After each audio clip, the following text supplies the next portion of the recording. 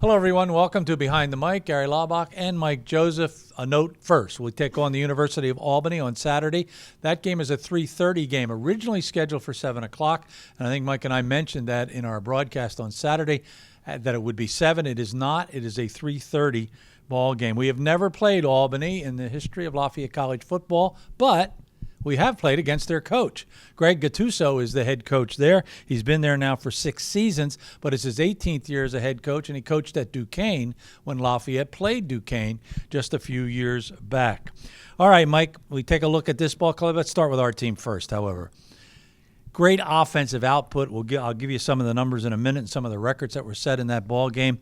But what went wrong in that ball game? When you put up over 600 yards, you usually come away with a victory. It's Lafayette just struggled defensively, and I think you have to look at some of the injuries that they've had. I think that plays a key part in it. Malik Ham obviously not injured, but got thrown out of the game for throwing a punch. You had other key guys down, a lot of guys in the secondary that were hurt. No Harrison Greenhill up front, I think, has been immense there. And then obviously you have other guys playing probably too many reps. Colin Hurlbrink played a wonderful game inside, as well as Ryan Barnett, but you saw him on and off the field basically. So Lafayette's got to get some guys healthy because they need to find a way, because we've been saying it for the last 2 years, is the strength of this team, I think, has been their defensive line. And so far this year, 1 sack's not going to cut it. Yeah, just to give you an idea who was not playing on the defensive side, Mike mentioned Greenhill. Ian Grayson did not play in the ball game. Darren Gilbert, Otis Thrasher did not play. On the offensive side, Jake Marotti sorely missed in that offensive line. Quinn Revere, wide receiver, and Selwyn Simpson did not see any action. With all that said, though, we did rush the ball for 212 yards. If you want a real positive, that's certainly one of them. Yeah, it seems like Keegan Shoemaker is the real deal. I mean, he can really do it. And this is the first game I mentioned to you before we started here. First game Lafayette hasn't punted in, I can't even remember how long. So they did not have to bring their punt team on the field. They advanced the ball. They put points on the board. Couple turnovers late that they had, but I think a few of those obviously were because the rush had been turned up. Lafayette became one-dimensional, which I thought with down 2 scores, they could have run the ball a little bit more. And I think they have to get back to running the ball maybe downhill, and even maybe with a fullback in the game. Get somebody in the game like a Ryan Montaigne, who I think can do some things out of the backfield and also get downhill and block people, almost like a guard or an H-back. So get somebody to lead him up to the second level, that type of thing, because the teams that we've played so far have a lot of speed on the perimeter, and this is going to be the same type of team. It's going to be tough to get outside them. But I tell you what, even though the offensive line gave up a few sacks, I was really impressed with the way that Barshaba, the left guard's coming along, and also Slater, the left tackle's coming along. Burke was terrific. Grunhofer was very good. Obviously, Barkley's always good. So they are going to get better as they continue to go, and I think this offensive line's got to find a way to run the football effectively, because I don't know how many shots Keegan can take. Well, how good was the offense on Saturday? Just a few numbers for you. First of all, they got 623 yards of total offense. Unbelievable number. We mentioned they rushed for 212 yards. Keegan set a record for total yardage in a game. 545 yards, 411 of that passing, and an amazing 134 yards rushing the football. He had 2 touchdowns both ways, throwing it and rushing it. Brad Maurer was the last to rush for and throw for 100 yards. Marko Glavic still has the record, 453 yards passing in a game. So obviously the defense was a bit of a problem. 6 passing touchdowns given up, 506 yards of offense given up in that ball game. Turn our attention now to Albany. The ball game will be played at Ford Field at Casey Stadium in Albany, New York. And, Mike, they're coming off a heartbreaking loss. They put up huge numbers. I'll give you some of those in a moment.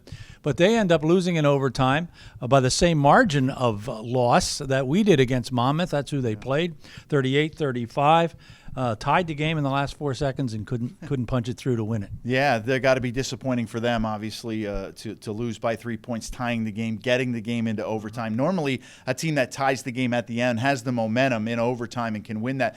One thing about their offense is they've outscored their opponents in every quarter except the first quarter, and that was only 14-7, but they put up 42 in the second quarter, 31, 21. So they can score. They do it. That means they're very consistent offensively. And the one thing you notice from Sacred Heart is they took advantage, or their game plan was to go throw the ball down the field. So I would think the Great Danes are going to take some page out of that book, try to test the secondary. Trey Jordan was back. I got to give Trey a little bit of a pass because it was his first game back off of an injury. Caleb Burr got hurt, went out of the game. Obviously, no Otis Thrasher. I thought Yasir Thomas played extremely well in the secondary, made plays, tackles. But this is going to be a secondary right now. They've opened Pandora's box. They've opened a door where teams are going to go, hey, if someone can throw for 400, why can't we? Even though they had a fifth-year senior, I didn't think that quarterback was going to do that at Sacred Heart, but they seem to show that, and now they're going to be tested from here on out down the field. Well, who's the quarterback then for Albany? It's Jeff Undercuffler. He just tied the records for yards in a game against Monmouth, 398 yards. TD passes in a game. He threw 4 of those. He set the record for completions, 31, and attempts, 53. So no slouch throwing the ball. And then who does he throw it to but Jawan Green, who set the record with 15 catches, 6 yards short of the yardage record with 245 yards, and 3 touchdowns, tied the record for the number of touchdowns receiving. Plus, they didn't quite rush for 100 by one guy, but Carl Mofor rushed for 99 yards, 8.3 yards per carry. This is pretty much an offensive juggernaut that's going to be difficult to stop. Yeah, similar to Sacred Heart, similar to the Monmouth team. They have exceptional skill players, and I think all these teams in the NESCAC and the Southern Conference, they have great skill players. Their linemen are obviously big, may not have the ability to be at the next level, the FBS level, but skill players are galore, and they have kids that can run it. Their two running backs both carry the football. They're in the top 3 in rushing in the CAA. Their quarterbacks in the top for passing and passing efficiency. Their receivers obviously can get open, get balls. So the question is, can we generate something from the D-line? Can we add players to the mix? Can we put up a blitz package together? You know, early in the year, I talked to Malik Ham, and I said, are they going to move you around a little bit? And he said, yeah, we got a couple things we're going to move around. Well, I need to see him on the nose. I need to see him at the tackle. Sometimes you can turn a protection to somebody and take him out of the game. You can chip him. And I think right now, Malik, with 0 sacks, has got to be chomping at the bit to get out there, get after the quarterback. We may not even see him until the second half of the game. Well, we will not, because he did get ejected from the ball game this past Saturday. Mike, give me one key. How do we get our first victory? We need to obviously stop the run, number one. Stop the run. Do not allow it. We did it in the first half against Monmouth. We did it in the first half against Sacred Heart. We're right there in the ball game. In fact, we're leading both those games at halftime. So stop the run consistently. Do that. I understand they can throw the football down the field, but I'd much rather see them rush for under 50 yards and throw for 300. To me, that equals a victory. 3:30 Saturday afternoon in Albany. Go Leopards.